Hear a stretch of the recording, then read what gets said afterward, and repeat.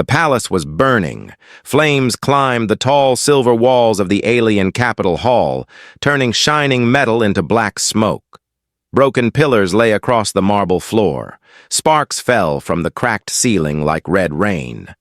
Outside, the sound of distant explosions shook the sky. Alien ships were falling, one by one, leaving bright scars of fire across the clouds. In the center of the ruined hall, two figures stood facing each other. One was the alien princess.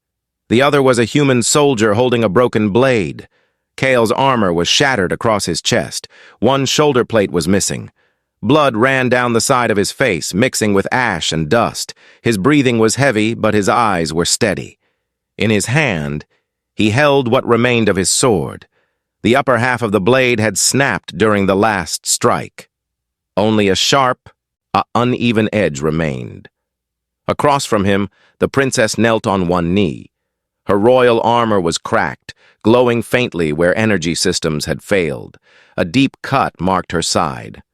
Her long silver cloak was burned and torn. She had no weapon in her hands. Her guards were gone, dead or scattered in the chaos.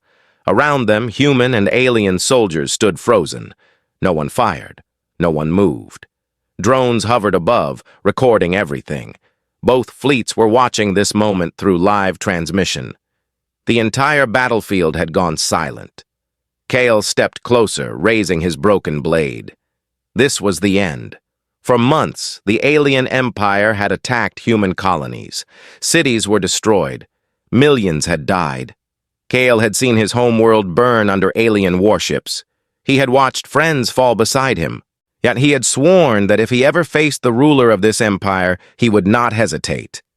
Now she was in front of him, weak, alone. The princess slowly lifted her head. Her glowing blue eyes met his. There was no anger in them. There was no fear. Only something deeper. She looked at the broken blade in his hand, then back into his eyes. Her voice was soft, almost lost under the sound of fire. End me, or stand with me. The words spread through the silent hall like a shockwave. Human soldiers stared in confusion. Alien officers on distant ships leaned forward, unable to believe what they had just heard. Kale did not lower his weapon. "What game is this?" he asked coldly. The princess did not move. She did not try to defend herself.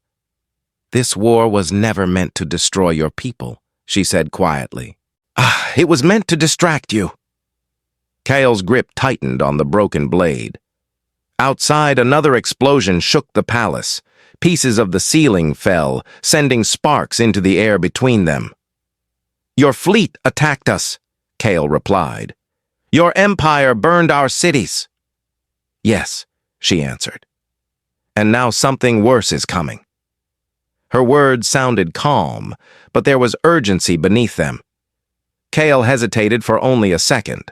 That second felt like an hour. Behind him, a human commander whispered through his comm unit. "Finish it! End the war now!"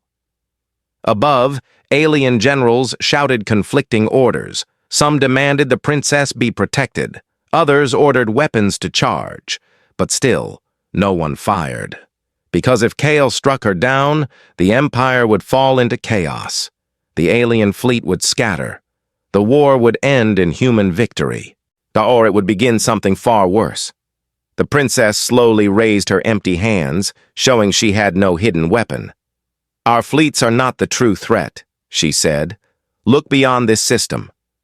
Kale did not want to listen. He wanted revenge. He wanted justice for the fallen. His broken blade hovered inches from her throat. Through the shattered roof of the palace, dark shapes began to appear in the sky. At first, they looked like distant stars. Then, they moved. Hundreds of unknown ships emerged from deep space, larger than both human and alien warships.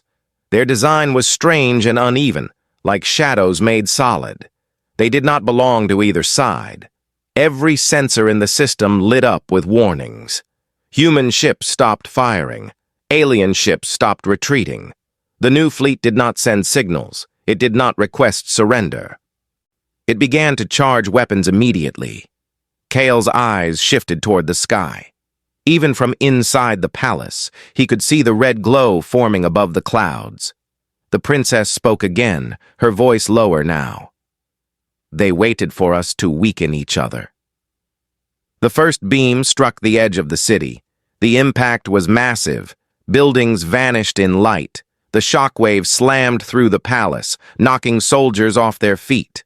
The drones above flickered as communication channels filled with panic. The new fleet did not care who was human and who was alien. They attacked both. Kyle looked back at the princess. For the first time, he saw something in her eyes. Not fear of death, fear of extinction. "You knew," he said. "I suspected," she replied. "But my council refused to believe it." Another explosion shook the ground. The palace floor cracked beneath them. Kale realized something simple and terrifying. If he killed her now, both sides would fall separately. If he spared her, they might survive together. The broken blade in his hand felt heavier than before. Outside, the sky turned red as the unknown fleet advanced. The princess did not beg. She did not move. She simply waited for his choice, and the galaxy held its breath. The sky above the alien capital was no longer filled with the ships of two enemies fighting for victory. It was now filled with something far worse. The unknown fleet moved in perfect silence, their massive dark vessels spreading across the atmosphere like a shadow covering the sun. Red beams of energy fell from the sky without warning, striking human and alien ships alike. Explosions lit up the clouds. And the battlefield that had once been divided between two sides was now chaos without direction. Inside the burning palace hall, the ground shook again as another blast struck nearby. Pieces of metal and stone fell from above, crashing across the cracked floor. Soldiers on both sides scrambled for cover, unsure who to fight anymore. Communication channels were flooded with confusion. Human commanders demanded defensive formation. Alien officers called for emergency retreat. But the new enemy did not slow down. It did not choose targets. It simply destroyed everything in its path. Kale still stood before the alien princess, his broken blade inches from her throat. His heart pounded in his chest, but his mind moved faster now. Revenge had been clear, simple, but survival was not. Through the shattered ceiling, he could see one of the unknown warships descending lower into the atmosphere. Its surface pulsed with dark red veins of energy, brighter than any weapon he had seen before. A human cruiser attempted to intercept it. The cruiser fired everything it had. The unknown vessel did not even turn.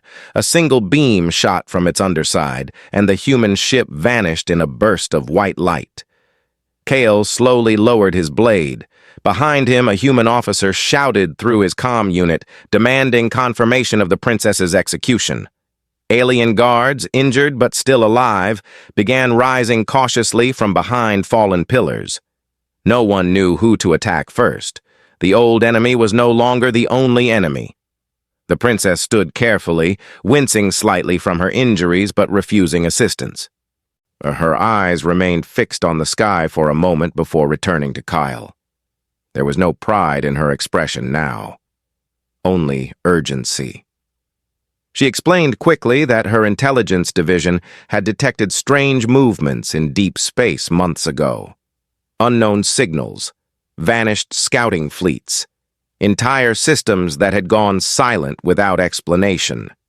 She had tried to warn her council, but they had dismissed her concerns. They believed their empire was strong enough to handle any threat. They believed war with humanity was manageable. Now the truth was above them. Another explosion rocked the palace. A section of the far wall collapsed inward, sending dust and smoke across the hall. Through the opening, both human and alien soldiers could see civilians running in the streets below, trying to escape falling debris. The unknown fleet was not targeting military bases alone. It was targeting everything. Kale turned fully toward the princess. "If you knew," he asked sharply, "why attack us?" Her answer came without hesitation. "Because my empire believed we needed control of your outer colonies before the greater threat arrived. They believed strength through expansion would protect us." "And did you agree?" Kale demanded. "No," she said quietly, "but I could not stop them alone." The ground trembled again as a massive shock wave passed over the city. A dark shape descended from the sky, landing in the distance with crushing force. It was not a ship. It was something else, tall, mechanical, walking on heavy limbs like a giant machine built for ground assault. Its body glowed with the same red energy as the fleet above. Had human soldiers raised their weapons automatically, alien soldiers did the same, but they did not fire at each other anymore. The princess activated a wrist device, projecting a tactical map into the air between them. The map showed both human and alien fleets in defensive disarray, while the unknown enemy advanced in calculated formation. They were not chaotic. They were organized. Every strike weakened both sides evenly. "They want us divided," she said. "If we continue fighting each other, we will fall faster." Kyle looked around the ruined hall. Moments ago, this had been the final victory of one side over the other. Now it was only the beginning of something larger. He remembered the faces of his people, the burning cities, the anger that had carried him here. But anger would not stop the ships in the sky. An alien general limped into the hall, armor damaged and face marked with ash. He glared at Kale but did not attack. "Your Highness," he said urgently, "our outer defenses are collapsing. We cannot hold alone." Kale heard the word alone. He stepped forward and spoke loudly enough for both sides to hear. "You don't hold alone." The hall fell silent again, but this time not from tension, from realization. The princess met his eyes. In that look, an unspoken agreement formed. Not trust yet, but necessity. Outside, the massive ground machine began firing into the city's defense towers. Each shot tore through buildings as if they were paper. Human dropships moved toward it from the west. Alien interceptors attacked from the east, but without coordination, their attacks were weak and scattered. Dakyle turned to his comm unit and contacted Human Command directly. He reported the arrival of the unknown fleet and transmitted the princess's tactical data without asking permission. Human commanders hesitated for only seconds before responding. They were soldiers. They understood survival.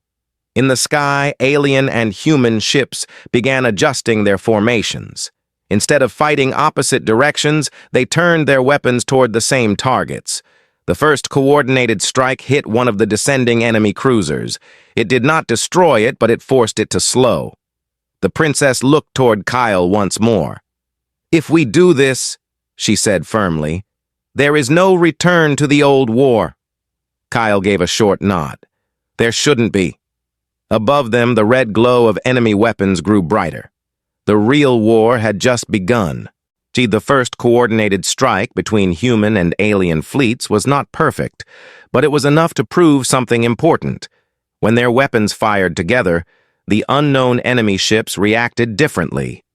Instead of advancing confidently, several of the dark cruisers shifted formation. Their movements were still controlled, but not effortless. For the first time since their arrival, they adjusted in response to resistance.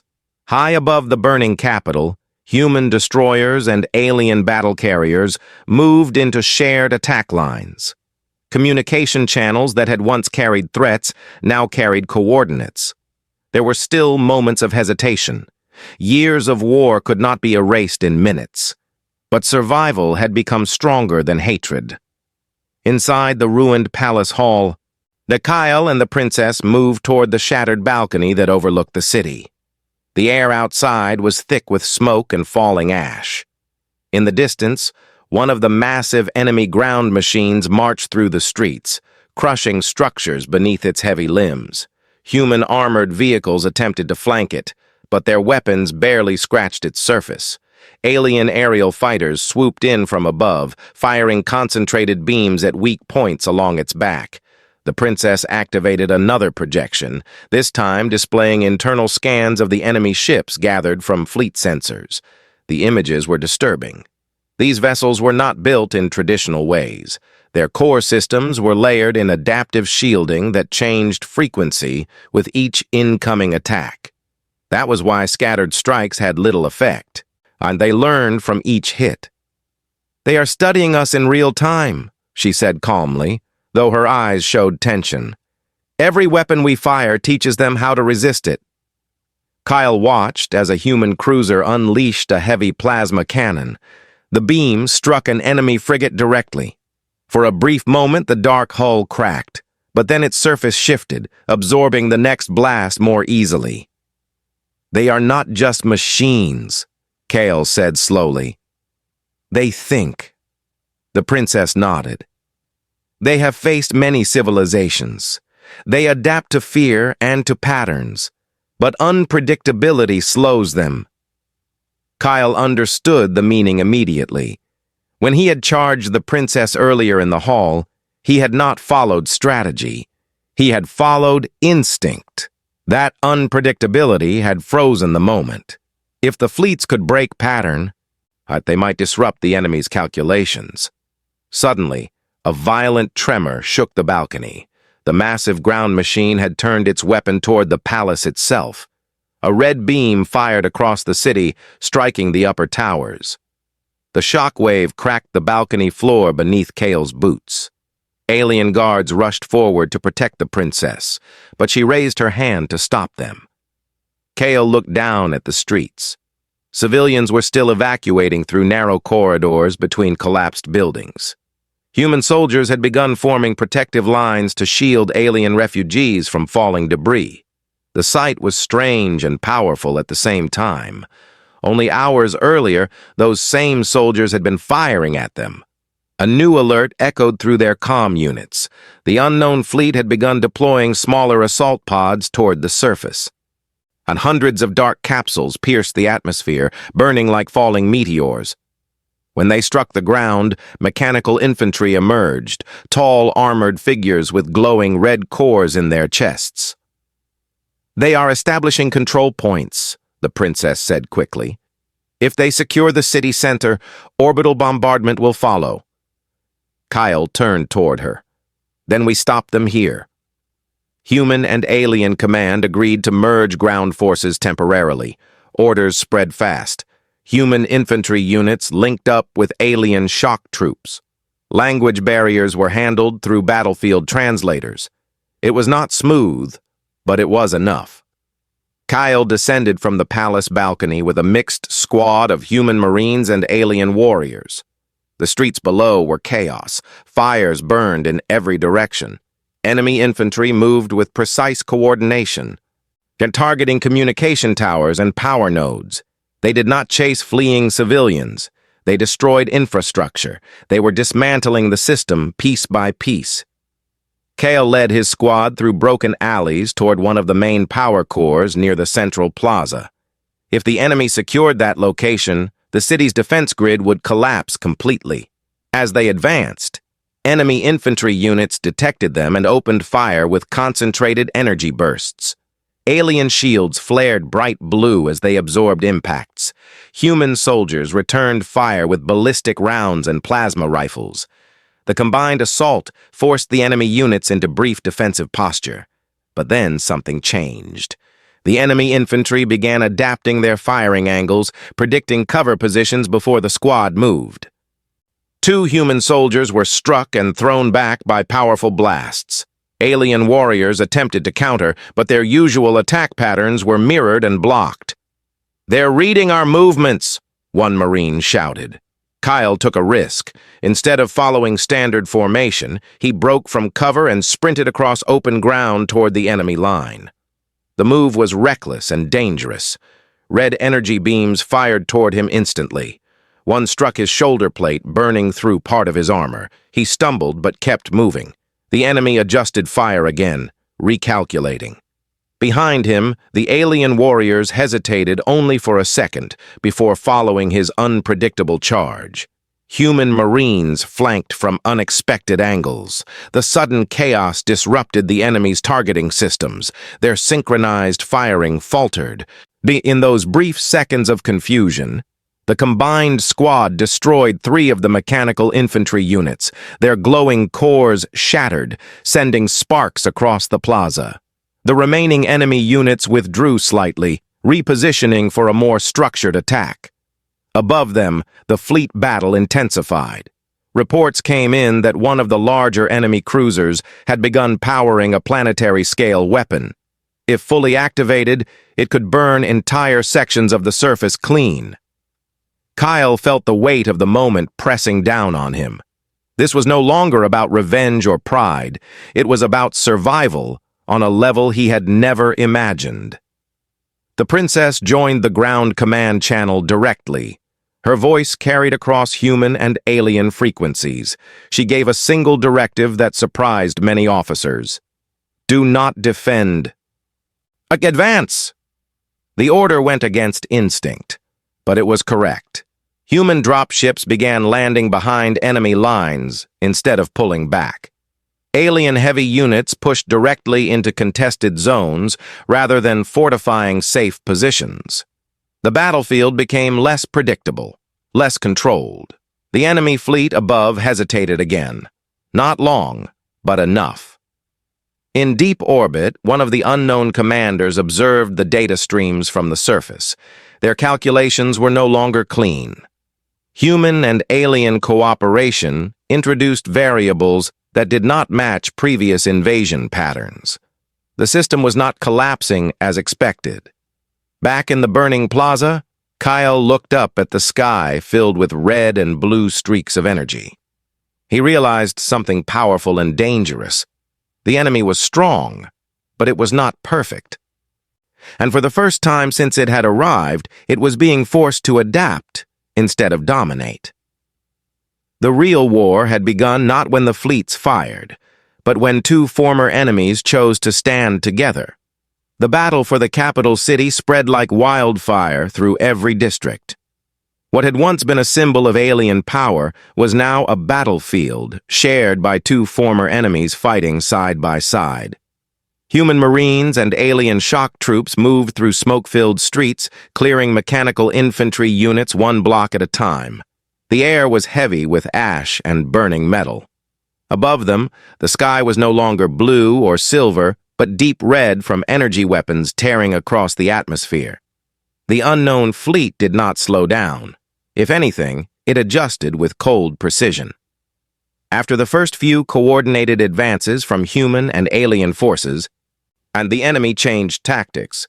Instead of pushing evenly across the surface, they began targeting communication centers and defense grids more aggressively.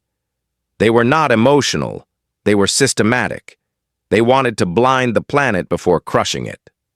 Kyle led his mixed unit toward the central power core beneath the city plaza. This core powered the planetary shield network, which had been weakened during the earlier war between humans and aliens. If the enemy destroyed it completely, orbital bombardment would be unstoppable.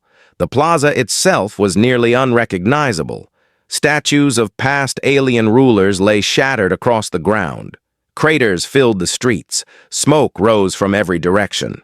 As Kale's squad reached the outer ring of the plaza, they saw the enemy already advancing toward the power core entrance. Several massive mechanical units guarded the path, each taller than a building and protected by rotating energy barriers. Human artillery from distant positions struck those shields repeatedly, but each hit only caused temporary flickers. The shields adapted almost instantly. The princess arrived at a forward command position near the plaza's edge, her damaged armor replaced with reinforced combat plating. Despite her injuries, she refused to remain behind the lines. Alien commanders argued that her presence was too risky, but she ignored them. She understood that this was not simply a military defense. It was the moment that would decide whether her empire survived at all. She studied the battlefield carefully. The enemy shields were not random. They rotated in calculated intervals, now responding strongest to concentrated fire and weakest to erratic strikes. Kyle saw the same pattern. He realized that the enemy expected logical attack sequences, focused, ordered, predictable. "Break the rhythm," he said to the squad leaders through the shared comm channel. "Don't fire together. Fire when it feels wrong." The order confused some officers, but desperation made them listen. Instead of coordinated volleys, human and alien forces began firing in staggered bursts. Some units advanced while others held back unexpectedly. The battlefield turned messy and chaotic, far from traditional military precision. For a moment, it seemed reckless. Then one of the enemy shields flickered longer than usual. That was enough. Kale signaled heavy units to concentrate fire at that exact instant. The combined blast broke through the barrier and struck the mechanical giant's core. The machine staggered, red energy spilling from its chest before exploding in a violent surge that shook the plaza. The destruction of one unit created an opening. Allied forces surged forward without waiting for orders, but victory came at a cost. As they advanced, one of the larger enemy cruisers above aligned its planetary weapon. A dark beam formed at its center, glowing brighter by the second. Sensors confirmed it was targeting the city's eastern sector, where evacuation ships were still lifting civilians into orbit. The princess immediately ordered intercept ships to engage the cruiser, but most of their fleet was already tied up in close combat. Human fighters attempted to break through, but enemy frigates blocked their path. The beam intensified, seconds away from firing. Kyle looked toward the sky and understood what had to be done. The planetary weapon could not be destroyed from a distance. It needed to be disabled internally. He requested immediate launch clearance for a strike team to board the cruiser. The alien general hesitated. Boarding a capital-class vessel mid-battle was nearly suicide. The princess did not hesitate. "Authorize it," she commanded. Within minutes, a small assault craft carrying Kale and a joint team of human and alien operatives launched toward orbit.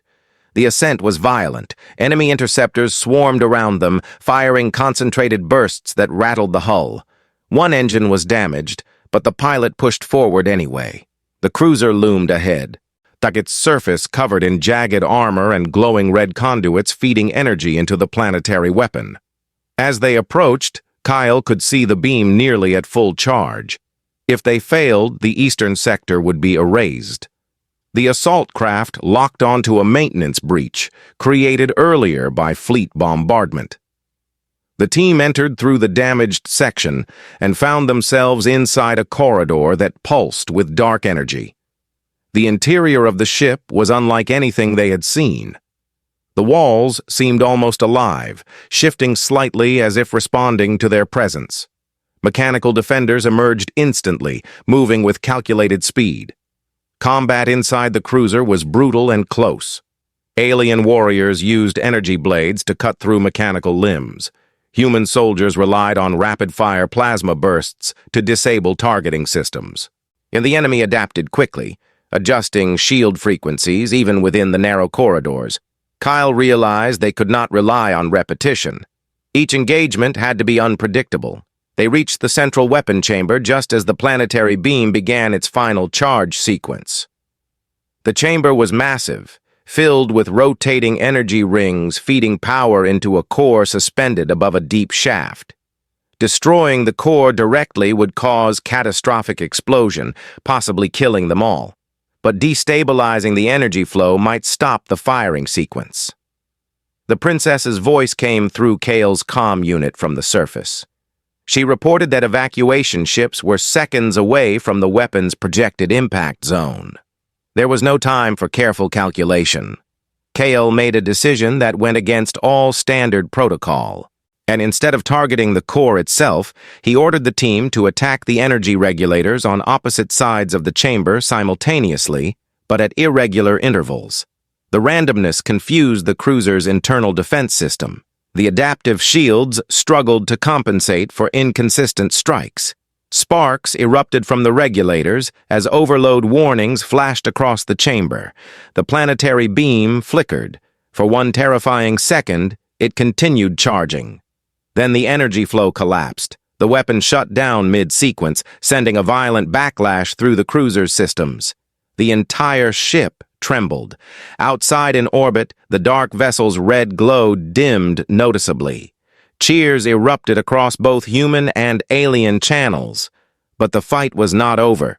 Deep within the cruiser, a new presence activated, and the lights shifted from red to a darker crimson. A massive armored figure emerged from a sealed chamber near the core. Unlike the mechanical infantry on the surface, this being moved with deliberate intelligence. Its armor was layered and adaptive, and its central core burned brighter than any other unit they had faced. It spoke through a distorted signal that translated across frequencies. Unpredicted resistance detected. Adjustment required. Kale stepped forward, gripping his weapon tightly. He understood now that this was not simply an invading fleet. It was an intelligence designed to erase civilizations that divided themselves. It had expected humans and aliens to destroy each other. It had not expected them to stand together. The armored figure raised its weapon, and the chamber filled with charged energy. The real confrontation had arrived. The chamber inside the enemy cruiser felt alive, as if the ship itself was aware of their presence. Red energy pulsed along the walls in slow waves, casting long shadows across the metallic floor. The massive armored figure, standing between Kale's team and the destabilized core, did not rush forward. It observed. Its glowing center shifted in brightness, as if processing thousands of calculations at once. The air vibrated with contained power. Kale tightened his grip on his weapon. His armor was already damaged from the ascent, and his body was exhausted from hours of battle on the surface. Around him, the mixed squad of human and alien warriors spread out carefully, forming a loose circle. They understood that this was not an ordinary mechanical soldier. This was something more advanced, and perhaps even a command unit. The armored being spoke again, its voice cold and mechanical, yet strangely calm. It explained that their alliance had created an unexpected variable. The war between humans and aliens had been predicted and encouraged. Division was efficient. Conflict weakened both sides, but cooperation had disrupted the model. That disruption required correction. Without warning, the figure moved. Its speed was shocking. One moment it stood still, the next it crossed the chamber in a blur of red light. It struck an alien warrior with crushing force, sending him flying against the far wall. Energy blasts followed instantly, precise and deadly. The chamber erupted into chaos. Human soldiers returned fire, but their shots struck shifting shields that absorbed impact with minimal effect. The Kale realized quickly that direct assault would not work. The enemy adapted to concentrated attack patterns almost immediately. When two warriors fired together, the shield frequency shifted. When they tried flanking maneuvers, the figure predicted their movement. "Break pattern!" Kale shouted across the comm channel. "No rhythm! No sequence!" Instead of coordinated fire, the squad began acting independently. A human marine fired a burst, then rolled backward unpredictably. An alien warrior leaped forward unexpectedly instead of retreating. Kale himself charged straight at the armored figure, not with a heavy strike, but with a feint, forcing it to react before pulling back sharply. The randomness disrupted the enemy's defensive calculations. Its shield flickered briefly as it recalibrated. The armored figure adjusted, and extending a blade of red energy from its arm. It moved toward Kyle directly this time, identifying him as the center of unpredictability. The energy blade clashed with Kyle's weapon, sending sparks across the chamber. The force of the impact drove him backward several steps. Pain shot through his arms, but he held his ground. "You resist without logic," the entity stated. "Inefficient," Kyle answered through clenched teeth. "We don't fight for logic." Behind him, the princess's voice came through the open channel from the surface command center. She was monitoring the cruiser's internal systems through partial sensor feeds. She informed them that the destabilized energy regulators were beginning to reset. If the armored unit completed its recalibration process, the planetary weapon could be reactivated within minutes. But time was running out. The alien warrior who had been thrown against the wall slowly rose again, wounded but alive. He locked eyes with Kyle briefly, understanding the unspoken need. Without waiting for command, he charged recklessly toward the armored figure, drawing its attention. The entity responded instantly, striking him down again. But that moment of distraction was enough. Kyle lunged forward and drove his weapon into a small exposed gap near the enemy's central core. The blade pierced partially, but the shield adapted quickly, pushing him back with a surge of energy that sent him crashing onto the chamber floor. His weapon skidded across the metal surface out of reach. The armored figure stepped toward him deliberately, raising its energy blade for a final strike. In that second, something unexpected happened. Instead of firing from a distance, one of the human marines threw a damaged plasma grenade directly at the enemy's feet. The explosion did not destroy the figure, but it disrupted its balance and overloaded its shield for a fraction of a second. That brief instability created an opening. The alien warrior who had fallen twice rose again with a cry and tackled the armored figure from the side. Both slammed into the energy regulator behind them. Sparks erupted wildly. The regulator cracked open, spilling raw energy across the chamber. The overload sequence accelerated. Warning signals flashed red across the walls. The cruiser began to shake violently as internal systems destabilized. Kyle pushed himself up and retrieved his weapon. He could see that the armored figure was damaged now. Its movements were slower, less precise. Its core flickered inconsistently. "You cannot win," the entity stated, though its voice now carried distortion. "Probability of survival minimal." Kyle stepped forward despite the pain in his body. "We don't calculate survival," he replied. "We choose it." He drove his blade directly into the glowing core. The chamber filled with blinding white light as the core shattered. The armored figure froze for a moment, then collapsed in fragments across the floor. The red glow throughout the ship dimmed dramatically. But victory brought danger. The cruiser's systems were failing rapidly.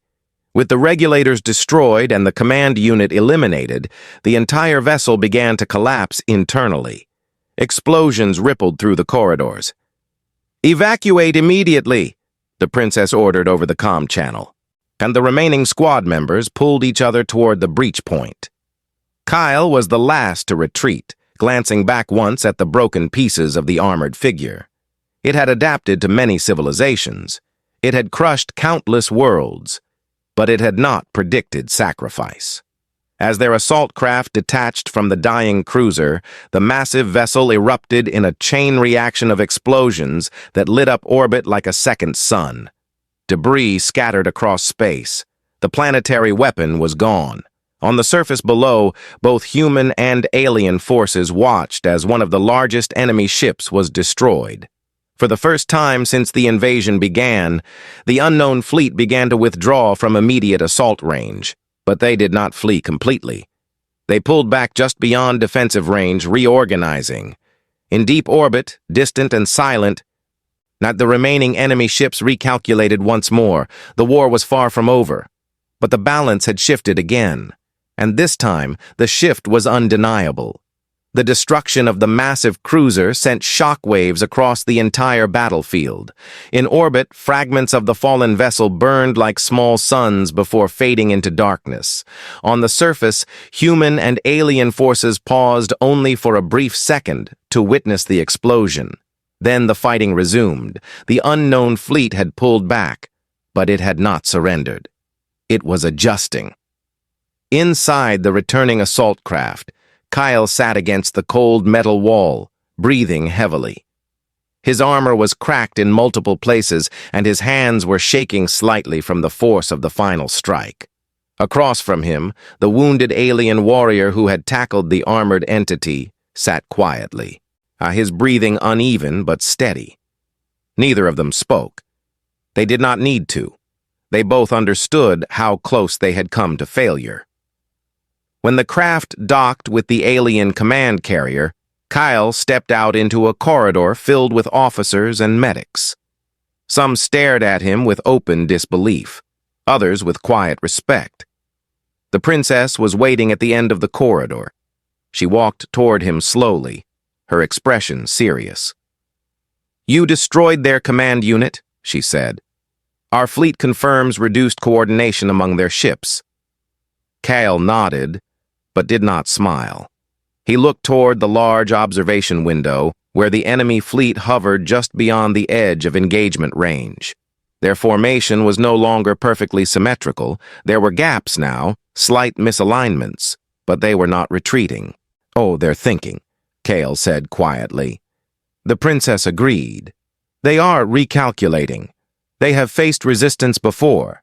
They will adapt." Moments later, a fleet-wide alert sounded. The unknown ships began moving again, but not toward the capital. Instead, they shifted into a new formation around the planet itself. Smaller vessels spread outward, positioning themselves near orbital trade routes and communication satellites. "They are isolating us," an alien admiral reported. "They intend to cut external reinforcement." Human command confirmed similar readings. Long-range sensors showed additional enemy signatures emerging from deep space. Reinforcements were coming for them as well. The initial victory inside the cruiser had not ended the invasion. It had escalated it. In the central strategy chamber, inhuman generals and alien commanders gathered physically and through holographic links. The atmosphere was tense but no longer divided by distrust. Data scrolled across the projection table, showing enemy movement patterns. The unknown fleet was preparing something larger. Kale stood beside the princess as the discussion unfolded. Alien commanders suggested withdrawing remaining fleets to protect core systems. Human officers proposed launching preemptive strikes before enemy reinforcements arrived. Both strategies carried risk. The princess raised her hand to quiet the chamber. She turned toward Kale. "What do you see?" she asked. The room grew silent. It was unusual for a ruler to ask a foreign soldier for tactical input in front of high command. But the previous battle had changed more than the battlefield. Kale stepped closer to the projection. He studied the new formation carefully. The enemy ships were not forming direct attack lines. They were spreading into a containment grid. It reminded him of hunting tactics used on Earth, surrounding prey before tightening the circle. "They don't want to destroy us yet," Kyle said slowly. "They want us trapped, afraid, desperate." The human general nodded slightly, understanding the implication. "They feed on predictable defense," Kyle continued. "If we sit and wait, they grow stronger. If we scatter, they pick us off. We have to move before the circle closes." An alien commander objected. "Our fleets are damaged. Our surface defenses are barely stable. Another offensive push could cost us everything." Kyle looked at the princess. "If we wait, it costs us more." The princess closed her eyes briefly, weighing the decision. She understood that leading was not about safety. It was about choosing which risk to take. The unknown fleet had designed this invasion around division and hesitation. That was their advantage. Suddenly, a new alert interrupted the debate. One of the outer orbital stations had gone silent. Seconds later, visual confirmation appeared on the screen. The station had been destroyed by a precision strike. There had been no warning. "They are testing our reaction time," the princess said quietly. Kyle felt something shift inside him, not fear, but clarity. The enemy wanted to control the pace of the war, to force them into reactive positions, to keep them calculating survival. "We hit them first," he said firmly. The human general frowned. "With what?" We lost a cruiser and multiple squadrons."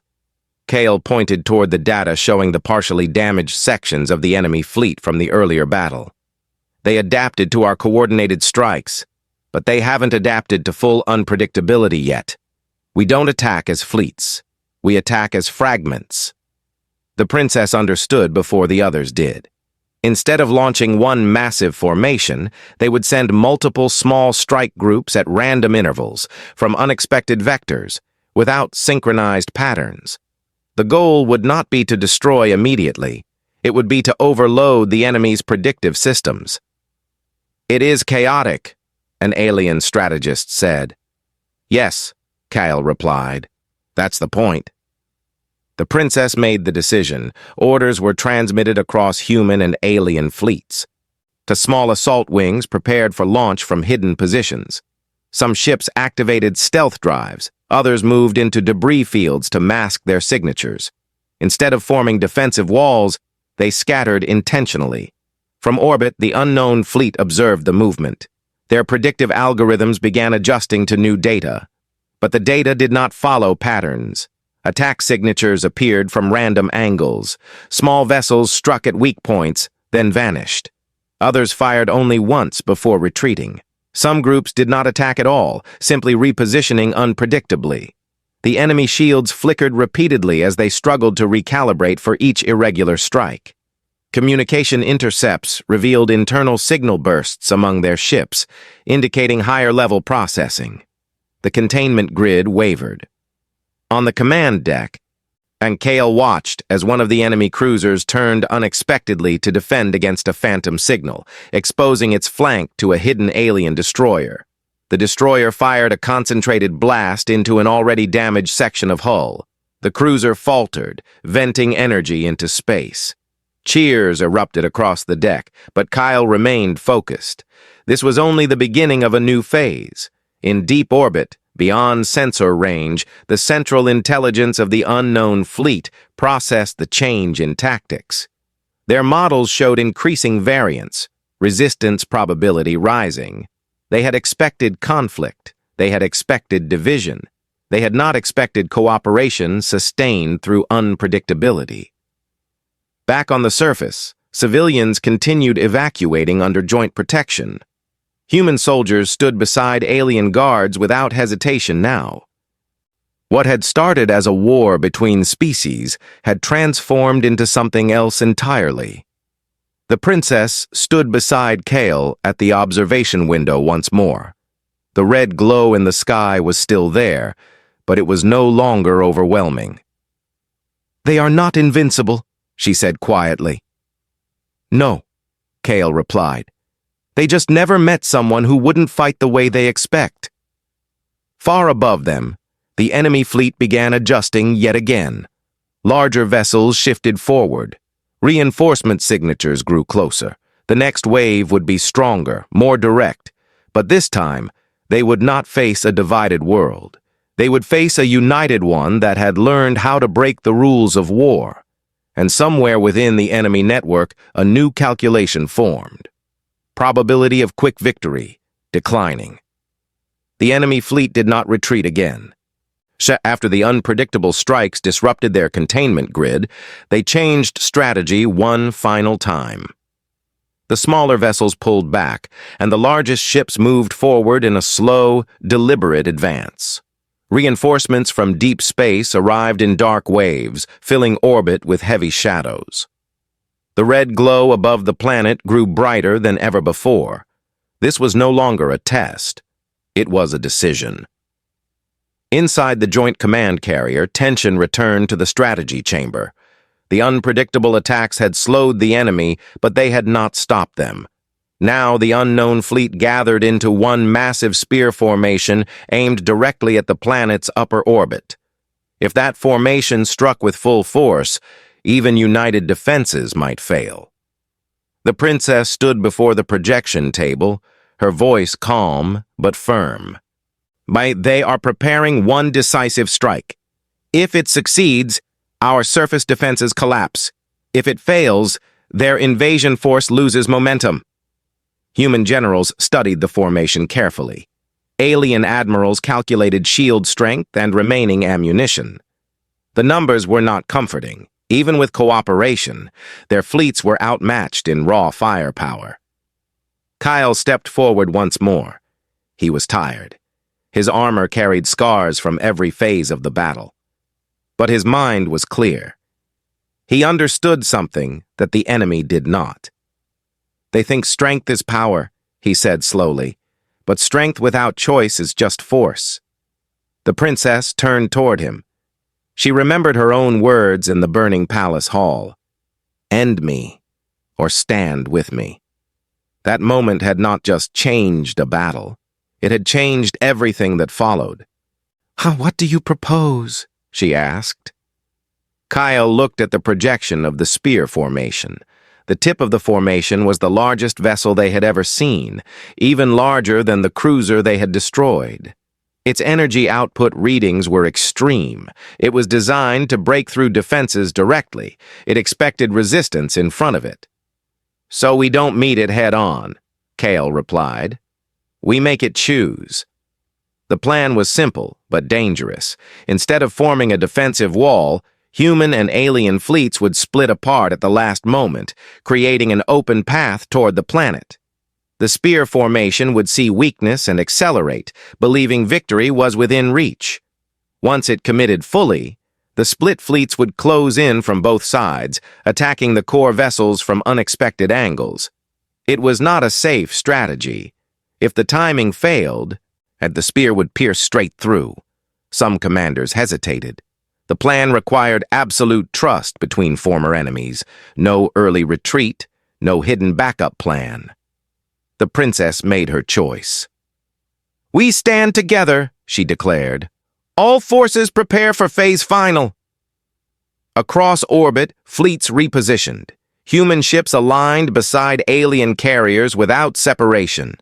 On the surface below, civilians watched the sky through emergency shelters. Soldiers of both species stood shoulder to shoulder along defense platforms. The enemy spear formation began its descent. Red energy surged along its hull. The lead vessel fired preliminary blasts, testing the path ahead. As predicted, it detected no unified barrier. Sensors reported scattered ships pulling away. The enemy increased speed. Inside the command carrier, the countdown began. At the last possible second, the joint fleet split apart in perfect timing. The path toward the planet opened completely. The enemy spear committed, accelerating with full power. Then the trap closed. From both flanks, human destroyers and alien battlecruisers surged inward. Weapons fired from all directions, but not in synchronized volleys. Each unit fired at irregular intervals, targeting different systems unpredictably. Some attacked engines, others struck communication arrays. Smaller craft dove beneath shields and released high-yield charges against weak hull seams identified earlier in the war. The spear formation faltered. The lead vessel attempted to rotate and defend, but the surrounding chaos disrupted its calculations. Its predictive models could not stabilize under constant variance. Shields flickered unevenly. The smaller ships within the formation collided as they attempted sudden repositioning. The princess watched the data feeds carefully. Now, she whispered. From a hidden vector above the battlefield, a final assault wing emerged, ships that had remained dark until this moment. They targeted the core reactor of the lead vessel with concentrated but staggered strikes. Not a single overwhelming blast. A series of unpredictable impacts. The reactor destabilized. The massive vessel trembled violently, its red glow flashing uncontrollably. A final energy surge burst outward before collapsing inward. The explosion was immense, visible even from the planet's surface. The shockwave rippled through the remaining enemy ships, disrupting formation completely. For several long seconds, no one moved. Then the unknown fleet began to withdraw. Not reorganize, not reposition, withdraw. Across the Joint Command Network, silence turned into disbelief. Sensors confirmed it. The enemy ships were retreating beyond effective engagement range. Reinforcement signatures reversed course. On the surface, soldiers lowered their weapons slowly. The sky, once filled with red fire, began to clear. Inside the strategy chamber, no one celebrated immediately. They waited, watching for another trap, but none came. The princess turned to Kale. For the first time since the war began, her expression softened fully. You chose to stand with me, she said quietly. Kale looked through the observation window at the fading enemy fleet. You gave me the choice. Below them, human and alien forces began coordinating rescue efforts together without command orders. Evacuation ships moved freely. The medical teams treated both species side by side. What had begun as a battlefield had become something else entirely. The princess addressed the entire fleet one final time. She did not speak as a ruler above others. She spoke as an ally. She declared that this day marked the end of the war between their peoples and the beginning of a united defense across systems. She acknowledged human courage openly and without hesitation. When the transmission ended, she turned back to Kale. Our empires will ask for leaders, she said. They will ask for symbols. Kale shook his head slightly. They don't need symbols. They need partners. The princess extended her hand, not as royalty, but as equal. Kale took it. Far beyond the system, in the dark void where the unknown fleet regrouped, their central intelligence processed the outcome. On the models adjusted, new variables were added. Cooperation under extreme threat. Unpredictable resistance sustained across species lines. One final calculation emerged. Conquest probability reduced. Risk level elevated. And for the first time since they began their expansion across the stars, the unknown fleet marked a system not for destruction, but for caution. The galaxy had learned something simple and powerful. When given the choice between ending each other or standing together, humanity chose to stand. And that choice changed everything.